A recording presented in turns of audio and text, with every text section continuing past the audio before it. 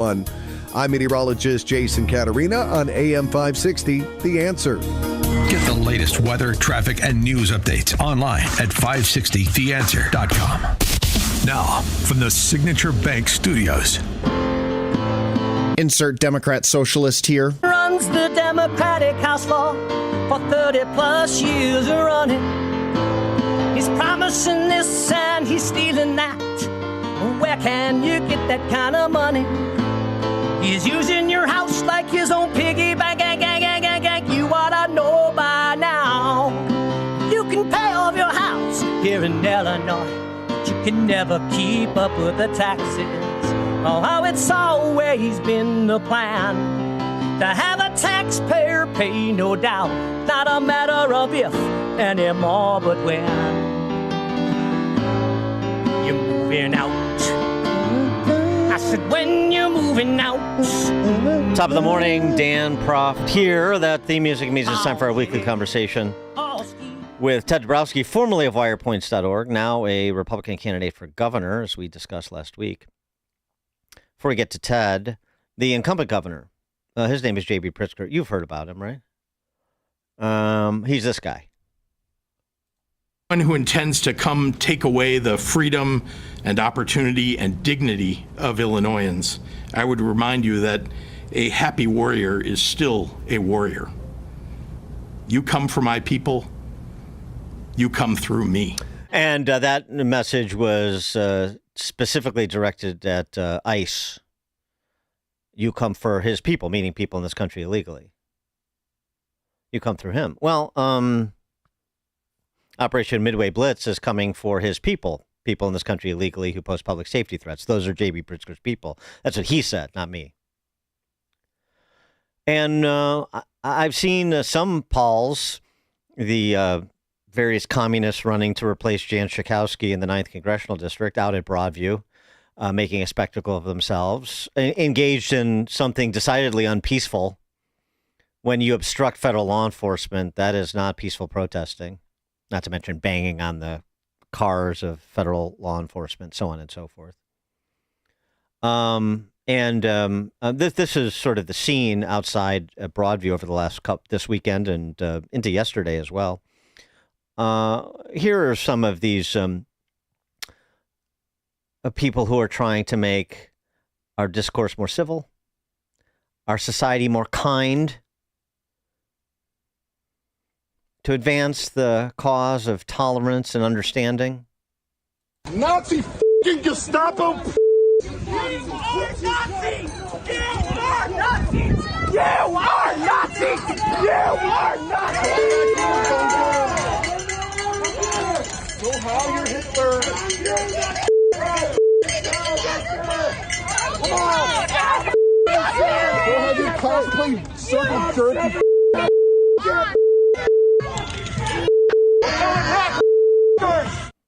Pritzker's peeps out there in Broadview. Darius and Lou, this is great. Darius and Lou over at CBS2 were on the scene and had to take cover when federal law enforcement was required to resort to tear gas and pepper spray to disperse these Jacobins. They're closing the gate right now. There's a person on the ground being held on the ground by those ICE agents. And look, if you pan over right now, Lou. Hey, Lou. See right here with the vehicle. They are plowing through these. They are plowing through the protesters right here at this vehicle. They've tried to deploy everything that they could as these protesters were trying to block agents from moving in and out. They have another man. They are just deploying anything that they can to try to get the protesters out of the way. Dana, give me 1 second as I put my mask on because they just sprayed chemical agents again. Okay. So how's Lou? Right now, this is what we have been seeing. This has been one of the tensest moments this morning. What just happened right now? You had vehicles that were trying to make its way out. Dana, I'm actually going to move away from the camera now that the smoke is Darius, now impacting my eyes. You need to get away from that smoke. Please, we appreciate you reporting. Get away from that smoke. I'm back near the vehicle, Dana. I'm near the vehicle. I have a mask on. I'm okay. So basically, every time that people are pulling out, They are blocking the vehicles from getting in and out.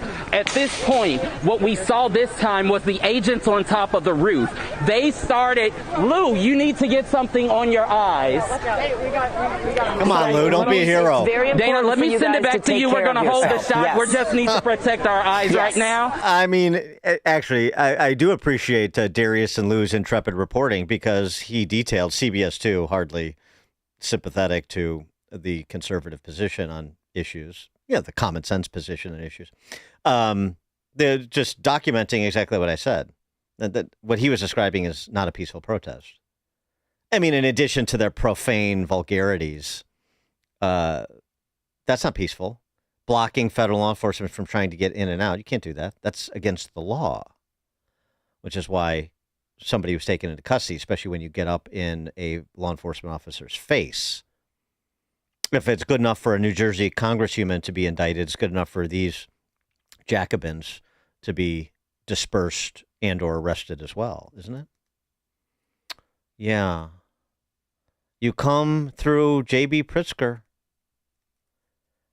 And really, this again is an illustration of violence as the means to political ends. This is what they believe because they don't agree with the enforcement of federal immigration law. They think that the laws don't apply to them. And that includes the governor, frankly. And certainly, I did not hear a statement. Does anybody have a copy of a statement that J.B. Pritzker or any other elected member of the New Marxist Party in this state issued saying, hey, we're not going to cross the line into breaking the law, and the protesters outside in Broadview need to know that? Has anybody issued that statement? Anybody? Bueller?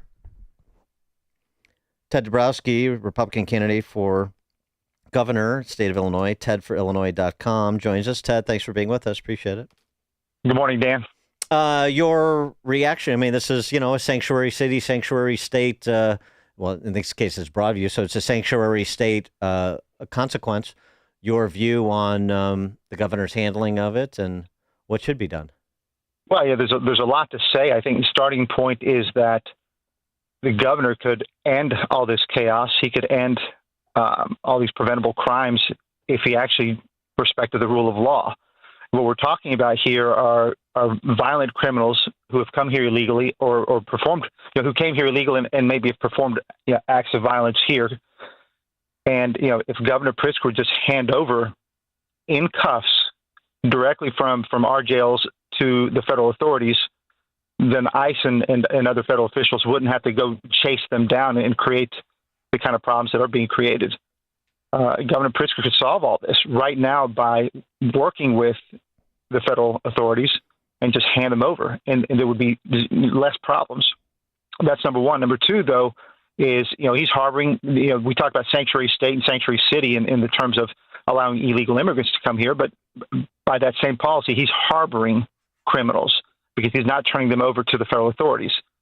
So he's doing so many wrong things, and by incentivizing with his welcoming policies more and more illegal immigrants, he's incentivizing more and more illegal immigrants that are violent to come to Illinois, and they know it. These illegal immigrants know that, and the criminals know that they are safer here because Pritzker and Johnson will not prosecute them, will not, or at least not hand them over, and that's a huge problem. So, this is the reality is that Pritzker's perpetuating this problem. These are preventable crimes, preventable chaos, and it's all on him.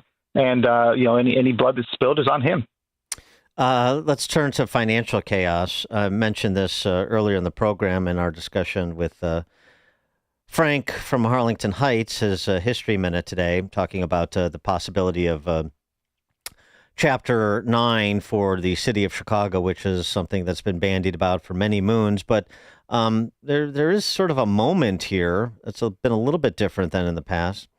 Wall Street Journal opined on Chicago pensions on the brink. Now, that's a headline that we've seen for decades, which is why people don't believe it's real. But this was real. A temporary computer-caused delay in the collection of property taxes left the Chicago Firemen's Annuity and Benefit Fund without enough cash to cover current retirement checks. So BLM Brandon had to step in with $28 million in short-term loans to save the fund from having to sell assets to cover the shortfall. Chicago's 4 public pension funds among the nation's most underfunded. And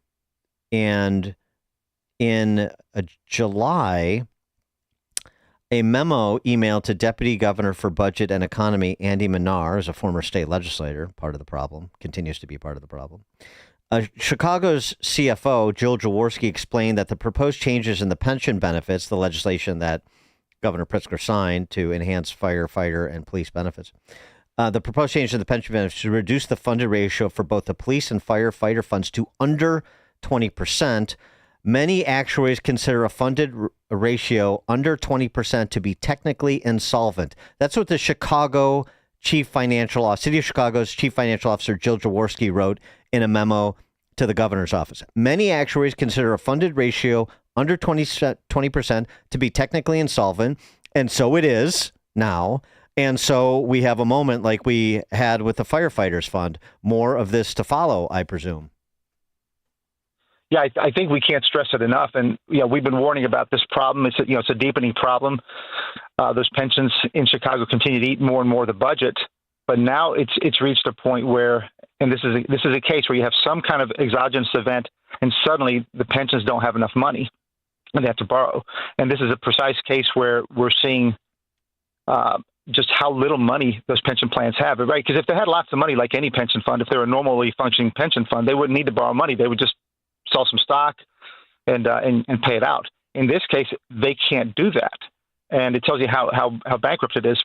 And the sad story is, here we are talking. You were talking earlier about the police morale. Well, here you're talking about police and fire pensions that are at the cusp of running out of money. And if you're worried about police morale and they're hearing that their pensions are effectively broke, it's just another bigger problem. And Governor Pritzker knew that this pension fund is in deep trouble. He didn't need a memo from Jill, from the CFO to say that these are technically insolvent, but they are technically insolvent, and yet he still increased the benefits. He still made things worse for Chicagoans. He still made things worse for police and fire because he's made their pensions more bankrupt. It's a horrific decision. We warned about it. I warned about it. I've warned about it for years, especially about this increase in the pensions, and he did it anyway. Governor Pritzker is derelict in that. I know you've offered proposals over the years as to what to do to fund the public sector pensions at the state and city level. What should be done, sort of best practices to make sure that promises made will be kept to people who are relying on those promises, which is the right thing to do, even if they were bad promises. And so at this stage, if you're a governor in 2027, what do you do? And let's just, I understand you have a General Assembly and probably going to be dominated by the new Marxists like it is now, probably supermajorities. But in terms of what you would propose to do, what you would drive to do, is it bankruptcy? Is it some sort of structural reform of the pensions? Is it a combination of the two? What is it? Well, you got quite a few things you got to do. The first thing you have to do, absolutely do, and it's constitutional, is you go to a 401k plan for all workers, new workers going forward, because that way you stop digging a hole. As we continue these pensions, we keep digging a bigger hole. And and those 401ks should be good, especially for police and firemen. We should make sure we protect the people who protect our citizens.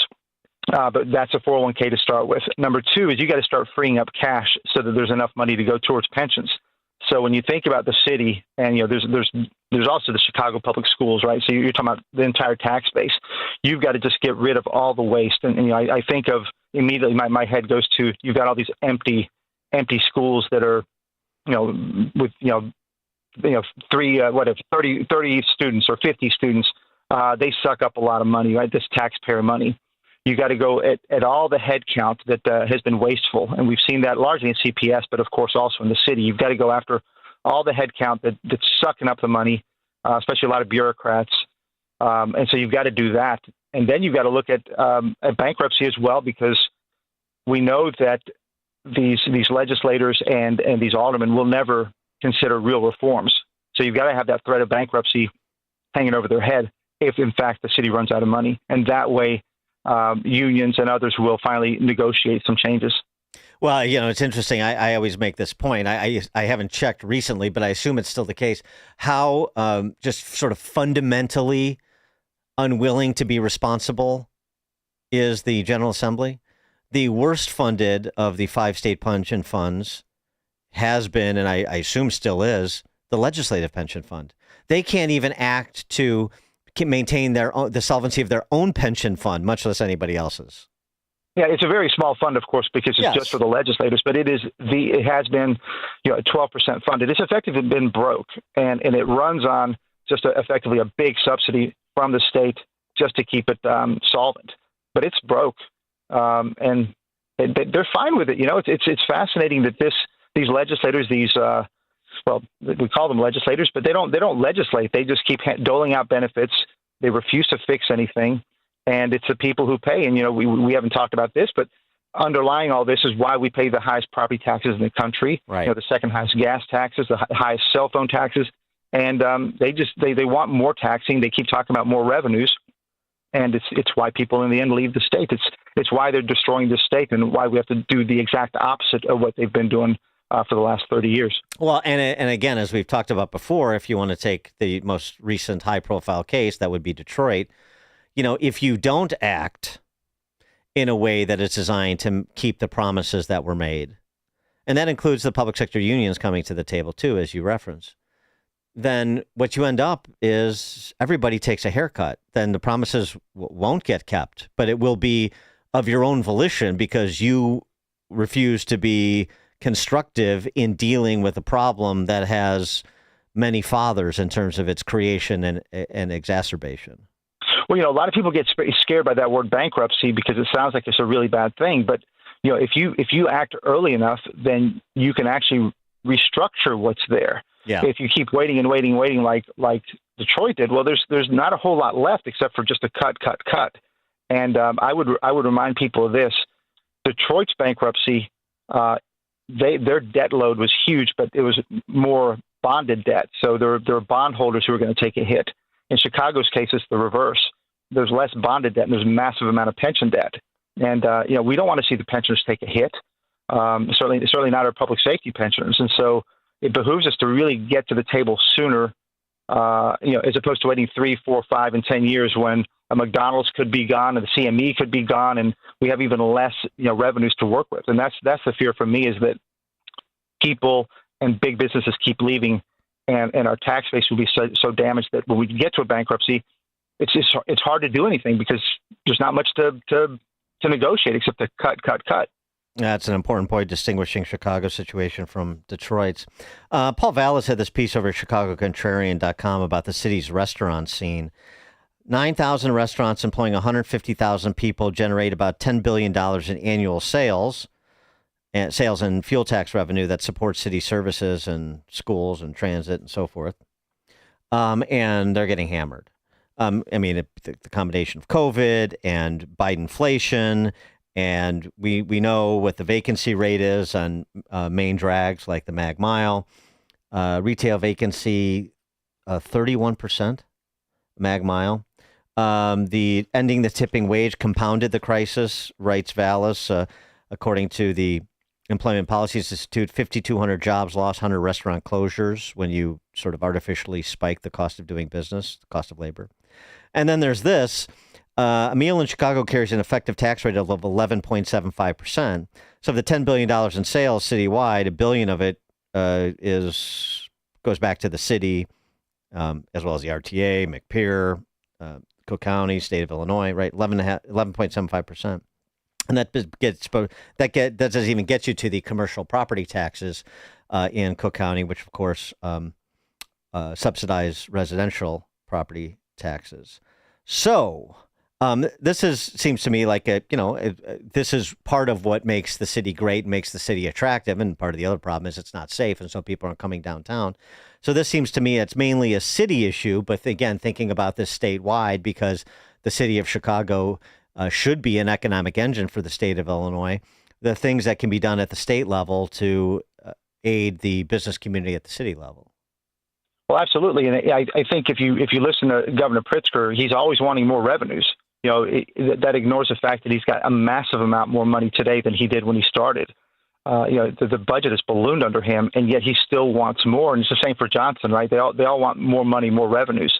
And so at the state level, the key thing that I would do as a governor is, look, there are no more tax hikes because the taxpayers have taken the hit year after year. I mean, it's they call it shared sacrifice. Well, it hasn't been shared. It's only been taxpayers. So you've got to not only stop the tax hikes, but reverse them. And things like the gas tax, we have a sales tax on gas and we have the motor fuel tax on gas.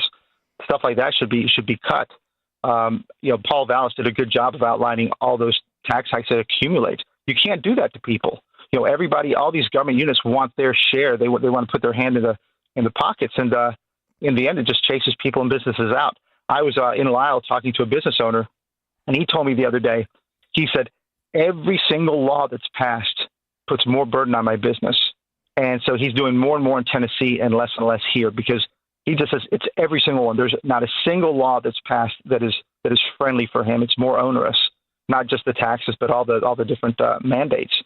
So that has to be a big part of it will be a big part of my campaign is to just obsess about jobs and any laws that hurt jobs, that diminish jobs, no way, and only laws that allow companies to thrive and be free. That's what we have to pursue. TedForIllinois.com is the website. Ted Dabrowski is the candidate. Ted, thanks as always. Thank you, Dan. And he joined us on the Turnkey.pro answer line. This is the morning show more Chicago radio listeners are choosing. This is Chicago's Morning Answer on AM 560. The Answer. Don't miss In Grace with Pastor Jim Scudder Jr. Now heard on Sunday mornings at 7:30. Tune in and find hope as Jim Scudder explores God's Word and His world each Sunday morning right here on AM 560. The Answer. Are you turning 60?